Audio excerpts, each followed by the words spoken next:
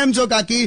Morning walk કરી આયા? હું નથી જતી મોર્નિંગ વોકમાં. મેં તો કેટલી વાર કીધું છે પણ આવતી જ નહીં ને. અરે મારાથી છે ને તમારા જેટલું સ્પીડમાં નથી ચલાતું. તમે છે ને પેલા આમ ફટાફટ આમ ચાલતા ચાલતા આગળ નીકળી જાઓ છો અને હું પાછળ રહી જાઉં છું. મને નથી મજા આવતી એમાં. જૂઠડી, તારે આવું નહીં એવું કે તું. બાકી તો તું તો દોડી શકે છે. શું દોડી શકે છે?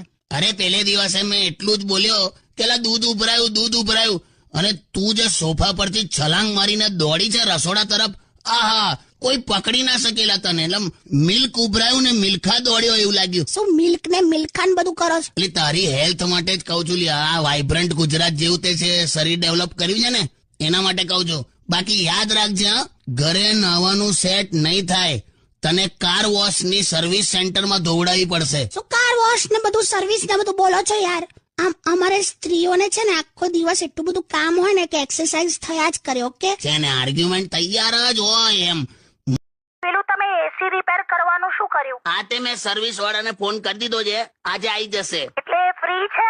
ફ્રી નથી, એટલે બહુ એક્સપેન્સિવ છે. બે એમ નહીં, માણસ સાંજે ફ્રી છે. હા લિયા. અને સાંભળો, એને કહેજો મેં શું કર્યું છે.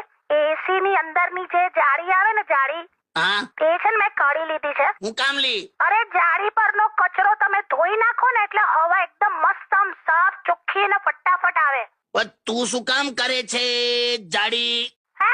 જાડી કાઢીને તે જાડી એમ હા તો જાડી પેલો સાફ કરી દેશે.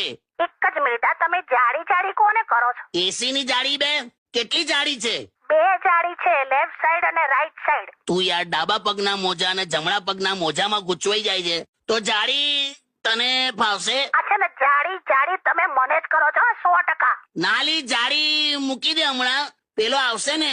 તું જાડી સાફ ના કરીશ.